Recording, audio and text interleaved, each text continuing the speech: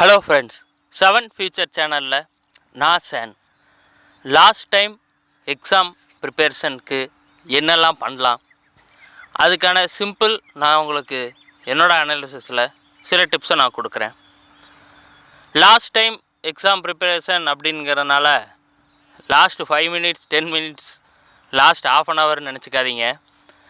Last time அப்படிங்கிறது ஒரு 3 days exam before 3 days 4 days minimum 2 days அப்போ நீங்கள் பண்ண வேண்டிய சில விஷயங்களை நான் உங்களுக்கு சொல்கிறேன். எக்ஸாம் ப்ரிப்பரேஷனுக்கு நீங்கள் ரொம்ப வருஷமாக ப்ரிப்பேர் பண்ணிகிட்ருப்பீங்க, டெய்லி ரொட்டீனாக படிச்சுட்ருப்பீங்க, சில எக்ஸாம்ஸ் எழுதி பார்ப்பீங்க, வீக்லி மந்த்லி ஸ்கூல் மூலியமாகவோ இல்லை நீங்களாவோ எக்ஸாமை பண்ணுவீங்க. ஸ்கூல் மூலியமாக நடத்துகிற எக்ஸாம் ஒரு ப்ராப்பராக ஒரு ஆல்ரெடி நீங்கள் ஒரு எக்ஸாம் ஒரு பப்ளிக் எக்ஸாம் எழுதியிருந்தீங்கன்னா எந்த ஒரு இது இருக்குமோ அதே அளவு ப்ராப்பராக நடத்துவாங்க. நீங்கள் பர்சனலாக எக்ஸாம் உங்களுக்கே நீங்கள் நடத்துகிறது உங்களோட நீங்கள் இனி எழுத போகிற எக்ஸாமுக்கு அது ரொம்ப முக்கியமானதாக இருக்கும்.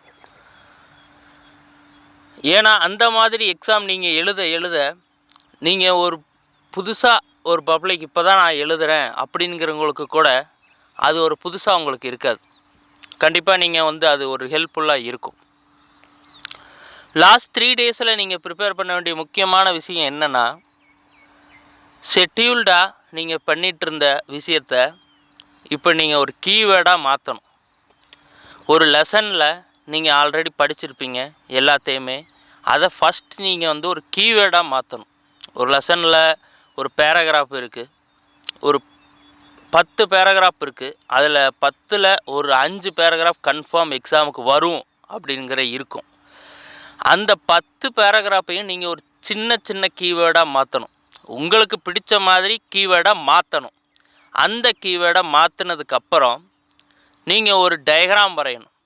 எனக்கு டயக்ராம் வரைய தெரியாதே, ஏன்னா எப்படி வரைகிறது அப்படின்னு நீங்கள் யோசிச்சிங்கன்னா, சிம்பிளான டயக்ராம், ஒரு மைண்ட் மேப் மாதிரி, ஒரு வட்டம் மாதிரி, ஏதோ ஒரு டயக்ராமை வரைஞ்சி அந்த கீவேர்டு ஒரு ரூட்டுக்கு போகிற மாதிரி, ஆக்சுவலாக ஒரு ஸ்டார்டிங்லேருந்து ஒரு எண்டிங் வரைக்கும் அந்த கீவேர்டு ஸ்டெப் பை ஸ்டெப்பாக அப்படி ஒரு ரவுண்டு சர்க்கிள் வரைஞ்சிருந்தீங்கன்னா அதை அப்படியே சுற்றி அந்த கீவேர்டு இருக்கிற மாதிரி வரைஞ்சி வச்சுக்கணும்.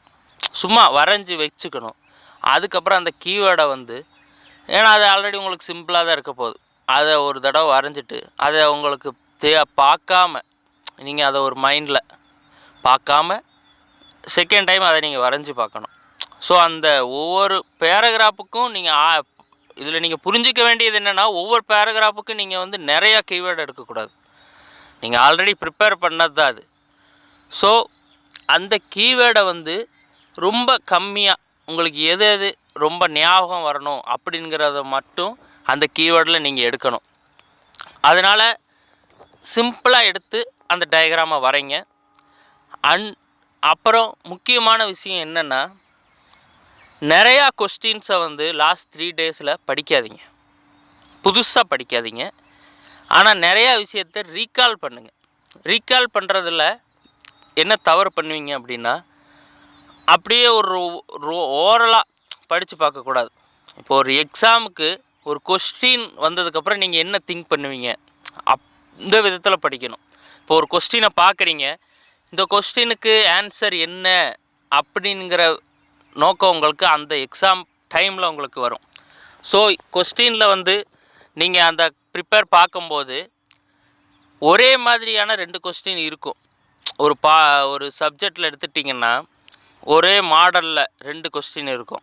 ஸோ அந்த மாடல் கொஸ்டின் பேப்பருக்கு நீங்கள் ஒரு ஐடியா, இந்த கொஸ்டினுக்கு எப்படி எழுதலாம் அப்படிங்கிற மாதிரி யோசித்து பார்த்து, நம்ம படிச்சிருக்கோம், அந்த கொஸ்டின் தான் இது, ஸோ இது நம்ம இப்படி எழுதலாம் அப்படிங்கிற மாதிரி ஒரு 10 கொஸ்டின் எடுத்துக்கிட்டு, இந்த கொஸ்டினுக்கு இப்படி நம்ம எழுதலாம், இதை இப்படி எழுதலாம், இதுக்கு இதுதான் கரெக்டு அப்படிங்கிற மாதிரி சும்மா ஒரு 10 கொஸ்டின் எடுத்துகிட்டு நீங்கள் அதை ஃபாலோ பண்ணணும்.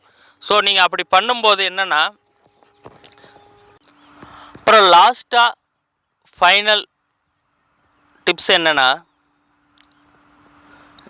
நீங்கள் படித்தது எல்லாமே எகெயின் படிக்க சொல்லலை, ஒரு காமாக நார்மலாக ஜஸ்ட் உட்காந்துட்டு அந்த ஆன்சரஸ் எல்லாம் பேராகிராஃபாக இருந்தாலும் சரி, லெசன் சப்ஜெக்ட்ஸாக இருந்தாலும் சரி, மேக்ஸாக இருந்தாலும் எதாக இருந்தாலும் சும்மா அந்த புக்கை வச்சுட்டு, நீங்கள் வார்த்தைகளால் படிக்கக்கூடாது, சும்மா அந்த புக்கை ஜஸ்ட்டு பாருங்கள்.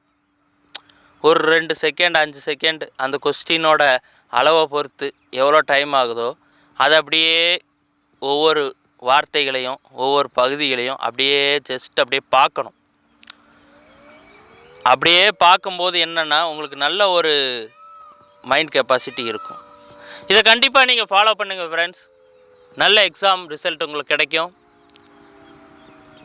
தேங்க்யூ ஃபார் வாட்சிங்.